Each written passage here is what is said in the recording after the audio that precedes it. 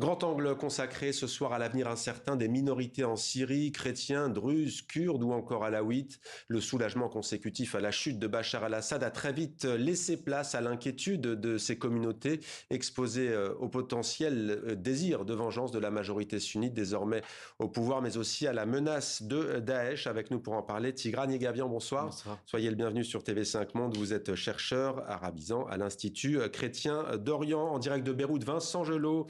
Merci d'être avec nous. Vous êtes responsable des projets de l'œuvre d'Orient pour le Liban et la Syrie. Vous étiez encore en Syrie il y a quelques jours. Vous êtes l'auteur du livre Chrétien d'Orient, périple au cœur d'un monde menacé aux éditions Albin Michel. Avant de donner la parole à Vincent Gelot, Tigran Yegavian, les mots sont importants. J'en ai prononcé deux pour parler de ces Syriens et ces Syriennes, minorités, communautés. Quel est le bon terme et pourquoi, disons-le clairement, ne faut-il pas utiliser le mot minorité? Disons que je suis pas très à l'aise avec le mot minorité pour deux raisons. La première, c'est qu'on ne peut pas décalquer, transposer le système politique libanais sur la réalité de la Syrie, qui est un État qui a une véritable histoire plutôt laïque comparée au système libanais. La deuxième, c'est que le mot minorité, au fait, il déplaît aux chrétiens en général parce qu'ils ne veulent pas être considérés comme inférieurs à la majorité musulmane. Ça renvoie aussi à l'histoire du passé ottoman où les chrétiens étaient au fait dans un statut d'infériorité systématique.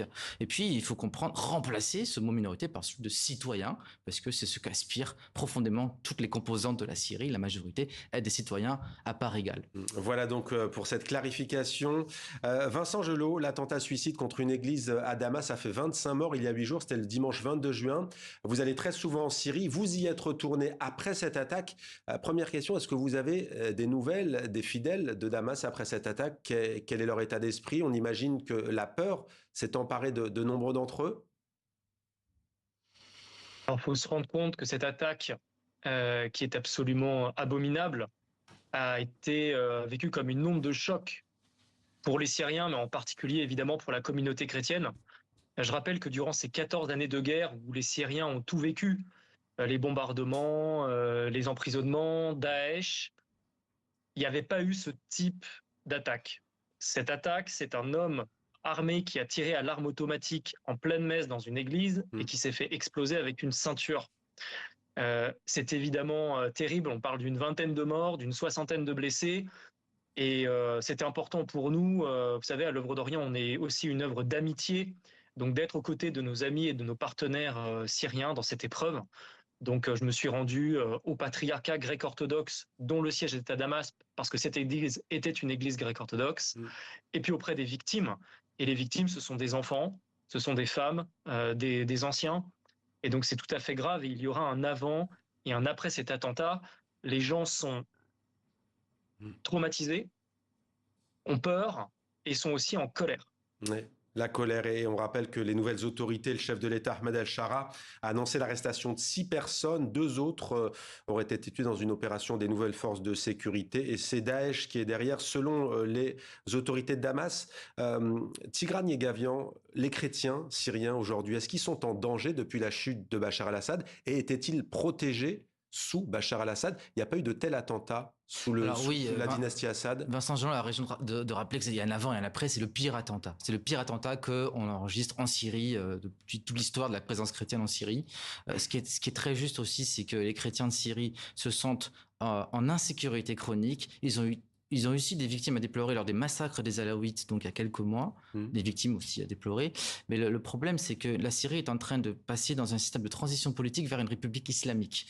Et donc le fait qu'il y ait un processus d'islamisation de la société syrienne encouragé par les nouvelles autorités, bien sûr, ça accroît le sentiment d'insécurité parce que les chrétiens de Syrie, 30% seulement de ce qu'il y avait à l'époque d'Assad, donc 70% des chrétiens sont partis, c'est un effondrement démographique, et ceux qui sont restés après avoir subi la dictature d'Assad et l'effondrement socio-économique du pays, sont extrêmement inquiets parce qu'il y a effectivement une tendance à les pousser au départ, je dirais de façon pas forcément belliqueuse, mais c'est des appels à la conversion dans les rues, c'est des vexations, c'est des enlèvements aussi. On enlève des femmes alaouites, on enlève aussi des femmes chrétiennes. Donc tout cela On enlève des femmes alaouites et chrétiennes aujourd'hui en Syrie. Aujourd'hui en Syrie, il y a des kidnappings systématiques qui accroissent ce sentiment d'insécurité et aussi d'impunité puisque Monsieur Shara n'est pas à la hauteur des enjeux. Il a certes appelé, il a certes appelé, allez-y. Oui, il a appelé, il a condamné, mais est-ce qu'il s'est rendu au chevet des victimes? Non. Il y a une ministre dans le gouvernement ancien qui est chrétienne, c'est la ministre des Affaires sociales. Elle s'est rendue. Mais les chrétiens ne sont pas contents. Enfin, le leadership chrétien, le patriarche de l'Église grecque orthodoxe Jean X a dit que ce n'était pas suffisant. Et effectivement, Mais cet homme qui a été adoubé par la communauté internationale, c'est comme ça qu'il faut le dire, Ahmed El-Shara, vous nous dites aujourd'hui qu'il a un projet d'islamisation et de mettre de côté, de discriminer tous ceux qui ne sont pas musulmans. On le voit notamment dans l'espace public, c'est-à-dire que la mixité est fortement découragée, mixité homme-femme, je veux dire. Ensuite, il y a le programme, la question de l'islamisation des programmes scolaires. Donc les écoles chrétiennes se sentent vraiment très très menacées aujourd'hui, et ça c'est un vrai problème. Mais ça, Emmanuel Macron, le président français qui l'a rencontré, le sait. Oui, alors le problème d'Emmanuel Macron, il ne le sait pas. Si, je pense qu'il est au courant, il est informé, il a des services, mais le souci c'est que sur quel fil jouer? C'est-à-dire que d'un côté, on donne des gages à ce nouveau régime qui n'est pas tout à fait démocratique en se disant ça va stabiliser la Syrie, on a besoin de stabilité, on va jouer sur la corde des sanctions au cas où. Et puis de l'autre côté, eh bien, on se voile la face parce que ce que veulent éviter Macron et d'autres, c'est une immigration massive, c'est des flux migratoires. Donc, je crois qu'on se cache un petit peu la face sur la gravité des enjeux. Vincent Gelot, tout simplement, vous qui travaillez à l'œuvre d'Orient depuis maintenant 10 ans dans cette région, que faire quand on entend le constat clinique, géopolitique de notre invité en plateau, Tigran Yegavian? Écoutez, ce qui se joue aujourd'hui pour la communauté chrétienne de Syrie, je rappelle que c'est une communauté autochtone qui est là-bas sur place depuis 2000 ans. C'est une communauté qui est sur tout le territoire syrien. Elle n'est pas attitrée à une zone particulière. On la retrouve dans les grandes villes syriennes, sur la côte, dans le désert. Et en Syrie, vous avez toute la mosaïque des églises d'Orient, de ces communautés. Il y a des catholiques, des orthodoxes, des protestants. Vous avez des Syriaques, des Arméniens, des Grecs. Enfin, il y a vraiment toute cette richesse et cette histoire. Eh bien, cette communauté chrétienne de Syrie, elle a diminué de 70% à peu près en l'espace de 14 ans. Ce qui se fait qu'aujourd'hui, pour elle, c'est pas juste son avenir politique qui se joue, c'est pas seulement une question géopolitique ou de sécurité, c'est son existence. Et ça, c'est très grave. Et c'est dans ce contexte-là que cet attentat s'inscrit.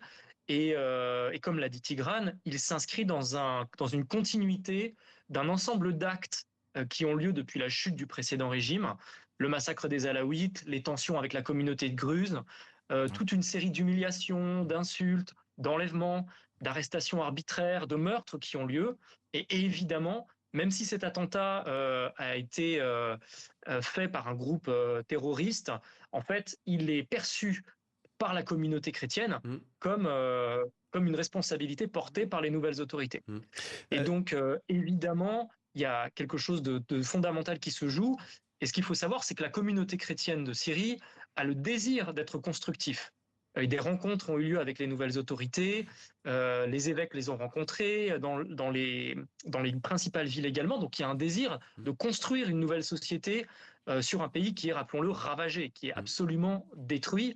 Mais c'est clair que depuis quelques mois, le problème sécuritaire est l'un des problèmes majeurs pour les Syriens et en particulier pour les minorités. Et selon nous, c'est là-dessus que beaucoup de choses vont se jouer dans les semaines à venir. Mais ce qui est certain, c'est que cet attentat, évidemment, est vécu comme un traumatisme pour la communauté chrétienne et pour les familles des victimes, moi que j'ai pu rencontrer, et qui attendent justice et qui attendent des comptes. Et puis aussi de la part de la communauté internationale. Je me permets de revenir sur le terme de minorité qui a été évoqué. Oui, évidemment, localement, les Syriens, les Orientaux n'aiment pas parler de minorité.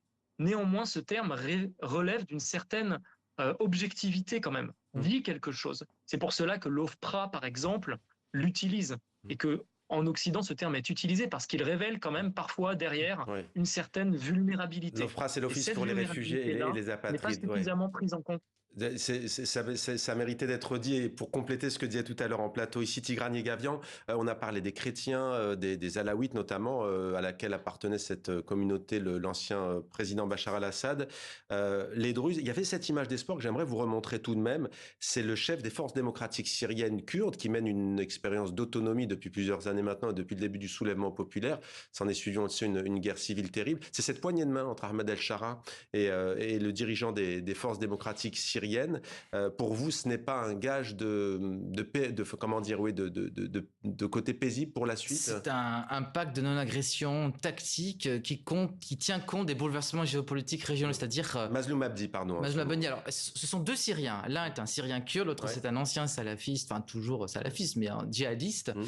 Donc, qui sont les enfants de la même. L'un est kurde, l'autre est arabe, et qui se sont mis d'accord sur l'avenir de la répartition des ressources de la Syrie pour une éventuelle reconstruction, parce que les ressources, elles se trouvent aujourd'hui, je parle de pétrole, dans territoire contrôlé par les forces kurdes. Les Kurdes, eh bien, ils sont dans une nouvelle donne qui est sans précédent puisque leur parrain, le PKK, l'organisation kurde nationaliste, donc a rendu les armes. Il y a une amnistie. Donc en Turquie, donc ils se trouvent sans parrainage. La Turquie a un rôle extrêmement important en Syrie, mais je pense que la Turquie n'a pas suffisamment de levier pour reconstruire toute seule ce pays qui est ravagé par 14 ans. Juste sur les chiffres, combien de chrétiens en Syrie? Alors, on était à 1,2 million en 2010. Aujourd'hui, ils sont entre 300 et 400 000. Je ne sais pas si Vincent peut confirmer, mais c'est un effondrement démographique. Les Alaouites? Les Alaouites, c'était un peu plus. C'est 1,2 million, 1,3 million. Mais eux aussi, alors, il y a un problème, c'est que les Alaouites ont perdu énormément dès lors de la guerre, et puis ils n'ont pas la même fécondité. Donc là, on s'oriente vers un déséquilibre. Alors, les Druzes, 450 000 en Syrie, plus 150 000 dans le Golan occupé par Israël. Selon l'historien Jean-Pierre Filu, le gouvernement israélien, après avoir joué sur la spécificité des Drudes côté palestinien, essaie de faire la même chose côté syrien. Est-ce que vous êtes d'accord avec lui ou est-ce que vous êtes plus nuancé, à savoir tenter de manipuler, dit-il en Syrie, pour affaiblir le régime actuel? Ce que font les Druzes, ils cherchent un protecteur, un parrain. Donc Israël peut leur donner certains gages de sécurité, notamment pour ceux qui habitent la région sud, parce que Israël occupe aussi de nouveaux territoires pour accroître sa profondeur stratégique. Mais vous savez, les Druzes sont divisés. Il y en a qui sont d'accord pour se mettre sous le bouclier israélien, mais il y a des tensions. Le problème, les Alaouites n'ont pas de protecteur. C'est pas la Russie. D'ailleurs, les Russes ont quitté la Syrie massivement. Et les chrétiens, leur chance, c'est leur diaspora. Il y a une diaspora importante qui leur permet d'être plus visibles, ce qui est moins le cas des Alaouites. Merci beaucoup Tigran Yegavian pour votre éclairage. Merci également Vincent Gelot pour votre témoignage et votre éclairage. À vous également, on aura l'occasion de revenir évidemment sur TV5 Monde dans nos journaux sur la situation de ces Syriens donc, qui redoutent de payer un lourd tribut au changement que connaît la Syrie.